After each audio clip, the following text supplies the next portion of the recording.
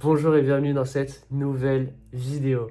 Aujourd'hui, vous allez découvrir l'origine des compulsions alimentaires. Vous allez découvrir que vos compulsions alimentaires sont des symptômes et que ces symptômes ont une origine. Souvent, tu entends des personnes qui te disent pour sortir des compulsions alimentaires, tu as besoin de volonté, de méthodes, de techniques, et ils te donnent des méthodes, des techniques, des tableaux Excel, plein de choses. Souvent, on entend ça. Tu entends aussi des personnes qui te prennent un peu de haut et qui te disent culpabilise pas, qui te regardent dans les yeux et qui te disent t'as pas à avoir honte, culpabilise pas. Et ces personnes-là prennent pas en compte ton histoire, ton vécu et toutes les racines et charges émotionnelles que tu as vis-à-vis de ce sujet-là. Mais aujourd'hui, on va découvrir ensemble l'origine de tes compulsions alimentaires et ce que j'ai découvert en me formant pour plus de 20 000 euros en psychologie et en coaching sur les addictions. J'ai aussi accompagné plus de 100 personnes à se libérer de ces charges vis-à-vis de ce sujet ou d'autres. Donc, je vais tout partager. Mais juste avant, je vais remettre un peu de contexte. On va juste définir les compulsions alimentaires ensemble, puis après on partira sur l'origine, ce qui t'intéresse le plus, les compulsions alimentaires, l'hyperphagie, la boulimie. Toutes ces formes sont en fait caractérisées par la consommation compulsive d'aliments. On parle ici de nourriture émotionnelle, de remplir un vide ou de se nourrir pour étouffer et ne pas ressentir une émotion. Et souvent, on se rend même pas compte des déclencheurs et on est en mode pilote automatique.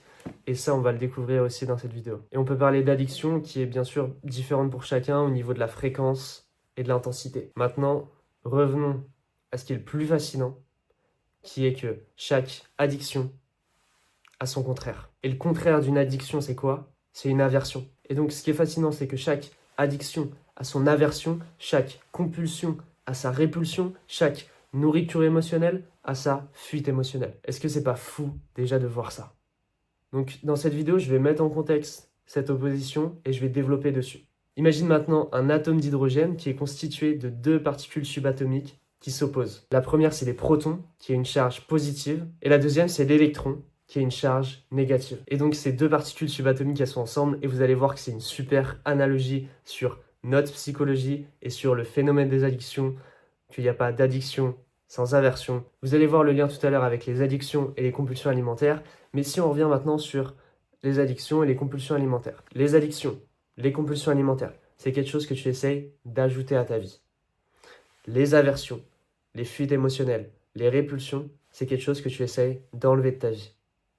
Jusqu'à là, on est bon.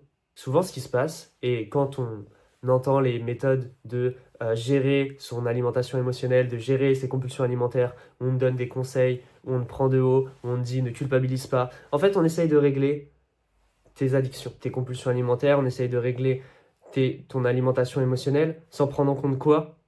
Tes aversions. Et donc, on essaye de régler tes addictions, tes compulsions alimentaires en les étouffant, en essayant de les faire disparaître et sans prendre en compte tes aversions. Alors que la clé et la seule chose à faire pour sortir de ces addictions, c'est de régler ces aversions, qui sont des charges émotionnelles créées par la perception de voir un événement comme traumatique. Et j'insiste sur perception. Et quand on a des aversions et des charges émotionnelles et des choses qu'on essaye de fuir consciemment ou inconsciemment, on développe une addiction qui est juste un moyen de nous dissocier, d'étouffer pour ne pas vivre cette expérience douloureuse, cette émotion douloureuse, ce sentiment douloureux. Donc ce que tu peux retenir, c'est que l'alimentation émotionnelle, les addictions, les compulsions alimentaires sont un moyen de nous éviter une charge émotionnelle pour nous éviter une douleur perçue.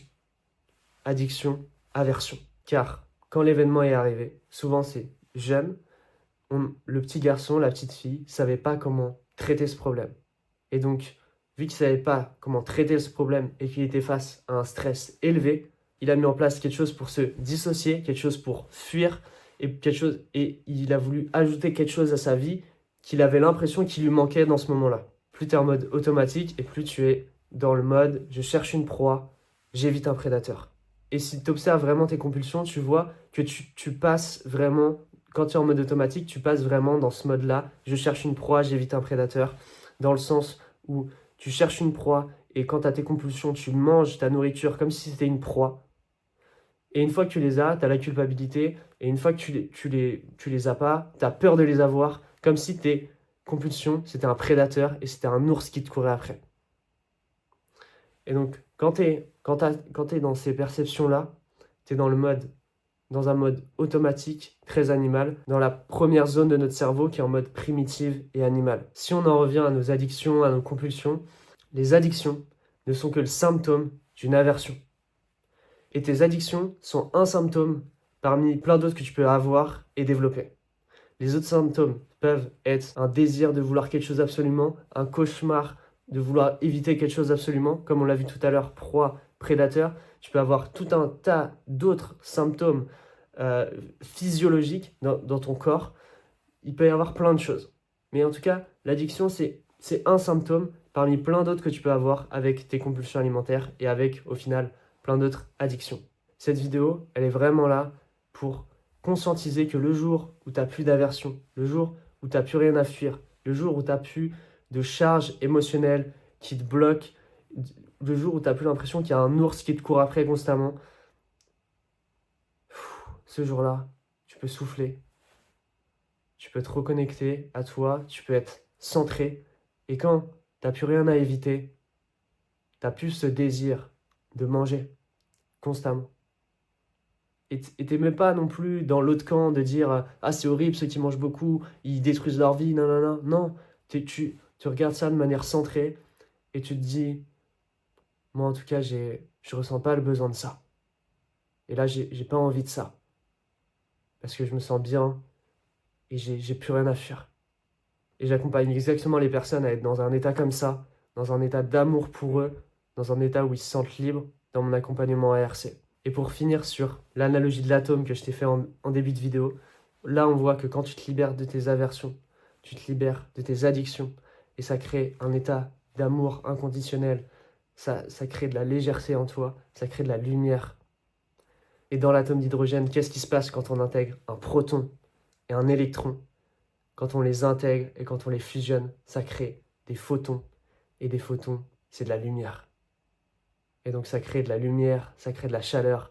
Et c'est des atomes qui sont à la base du soleil et des étoiles. Et donc je trouve que c'est une super métaphore et analogie pour montrer que quand tu te libères et quand tu intègres les deux, et ben ça crée de la beauté, de la légèreté et de la lumière dans ta vie. Si tu as envie de créer de la lumière, de la douceur, de la chaleur dans ta vie, je te laisse cliquer sur le lien dans ma bio, réserver un temps d'échange avec moi ou poser ta candidature s'il y a déjà plus de place. En tout cas, je te dis merci et à très vite.